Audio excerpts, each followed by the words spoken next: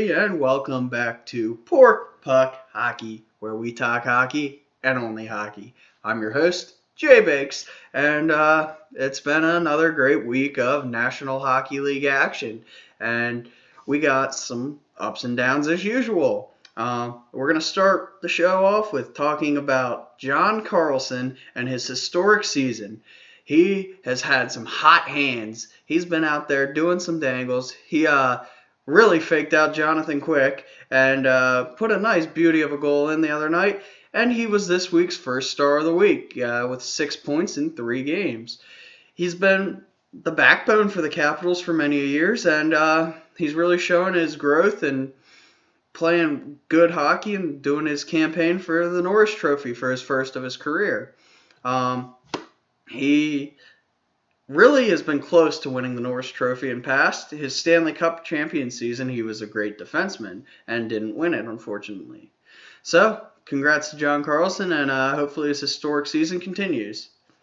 Next up, we got the Arizona Coyotes. They have had very good early success, having the second most points in the past month, and they sit with 40 points this year already. There's been seasons when the Coyotes were lucky to get 40 to 50 points in a year, and they've already done it early on here. It's December 11th. They just need to build on the success they're having. Great goaltending. They're getting scoring from their bottom 6 forwards. They're getting scoring from their top 6 forwards. And they're going to just keep playing hockey, and they're going to try and do their best. I'd like to see them make the playoffs and make a run this year. And it's looking like they could make the playoffs, but whether or not they can make the run, that's a different story. They are very young when you look at it, but they got younger guys like Clayton Keller. They got Cooper in net, who's a young goalie. Actually, he's not that young, but he's still a fairly new starter. He's been a backup for quite a few years. So we'll see if Arizona can keep it up. Now, we're going to talk about the injury front. It's still very much a thing. Travis Konechny, Flyers forward, very good, young player. He's out indefinitely with a concussion. Concussions have been a big thing in the past 4 years or so. Before that, people would get concussions and be out there for their next shift. Now, get a concussion, you got to go get checked out. It is a head injury, so we got to be careful. Getting people head injuries is it can be hurtful for them for their future and their long-term life. So we got to make sure they're all right. Next up is Nicholas Backstrom has returned to the Washington Capitals after an 8-game absence. He had an injury to his back, I'm pretty sure is what I heard. Whether or not that's true, his injury was kind of kept on the down low, which was a little weird. The Capitals didn't really come out and say anything about it, so it's interesting, but he's back and he's playing, and they play tonight against the Boston Bruins on Wednesday Night Hockey, and that game is actually followed by the Philadelphia Flyers and Colorado Avalanche at 9:30, so we got 2 good hockey games for you. The next injury would be Craig Anderson, goaltender. He's out with a knee injury for roughly about a week. He should be able to heal quickly and get back to the pipes and stopping some pucks. Richie for the Ducks. He's going to be out long term here for 6 to 10 weeks. Good player. The Ducks really need him to keep them going. He's one of their top 6 forwards, and he's just done well for himself. Played some good hockey, had some good goals, good point numbers, and we'll see if he can return quicker than that 6 to 10 weeks, but most likely not. So that'll leave a hole there. And that's all the injuries I have for you right now, but again, it's playing a big part this year. I feel like this year there's been way more injuries than years past, and this year it's been to the star players like Backstrom, Konechny, Stamkos, so on and so forth. Those guys are stars, and we all know it, and they seem to be getting hurt more, which is interesting, but hopefully they all recover, and we can see less injuries as the season goes on. Next up, we got Evgeny Malkin closing in on 400 goals. in his career. He's had a hell of a career, man. He's came into the league same year as Alexander Ovechkin in that draft, and both of those guys have been fantastic Russian hockey players, done well for themselves over in the world tournaments, and playing very good hockey in their careers in the NHL. Hopefully they still have a long career left after they're getting into their mid-30s, late 30s, and hopefully they can play into their 40s like Jaromir Jagr and keep putting up the points. Ovechkin could break the Gretzky goal record, and I could see Malkin doing the second best in the league in that time frame, and it could be the Wayne Gretzky, Mario Lemieux situation of when they were big time and doing all their good things out on the ice and scoring and getting the assists. So we'll see what happens with those two, but something to keep your eye on. And now we're going to talk about a young gun who's going to be the future for the Carolina Hurricanes, Andrei Svechnikov. He is unreal right now. He is living up to what he was advertised as in the draft. He leads the Hurricanes in points, and I think he's only 19 years old. He's quick. He's got hands and he's got wheels. My man can back and forth down the ice and look good doing it. So hopefully he can have a good career for the Hurricanes and maybe get them back into the Stanley Cup champions column. It's been a while for them, so we'll see what happens, but he's playing good. Now, we're going to stay on the Hurricanes here. They're still doing the storm surge.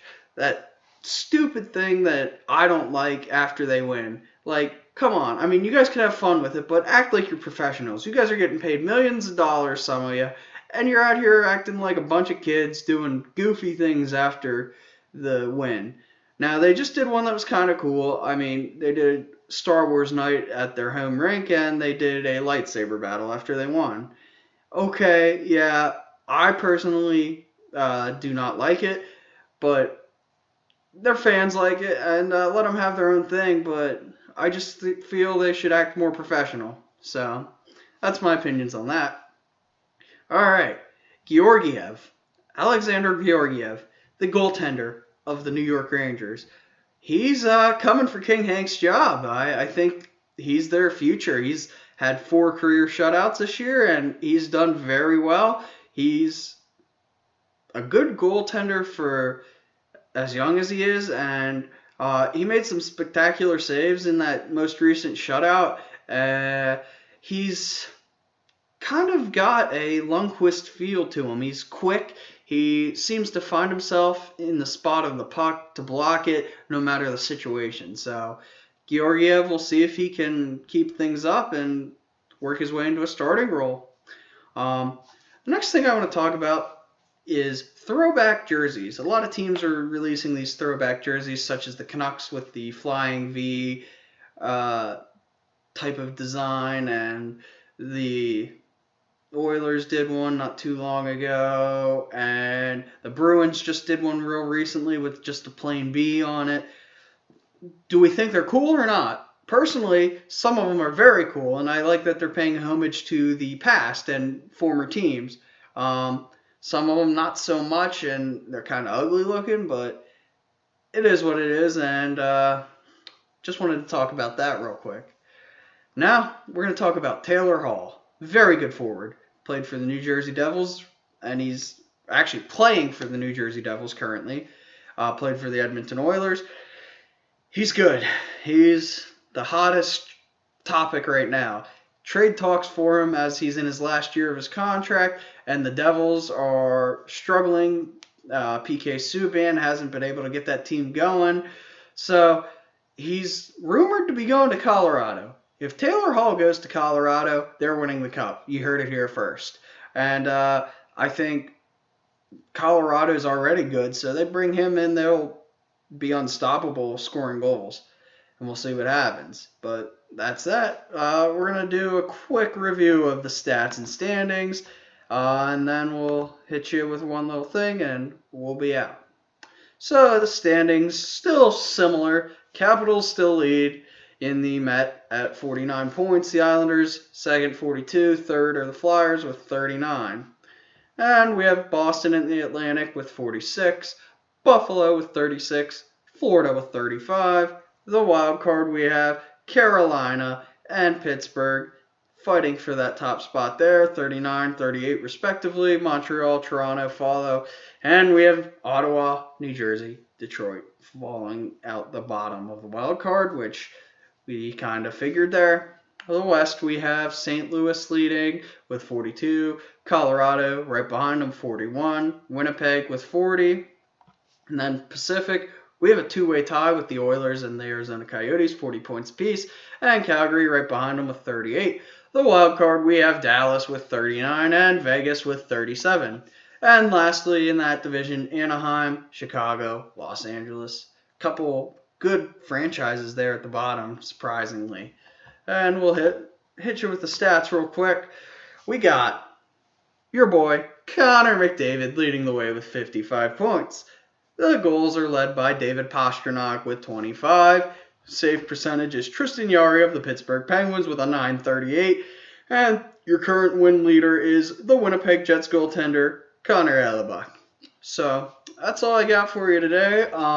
One thing to look forward to in the show, we're going to try and have some guests here soon.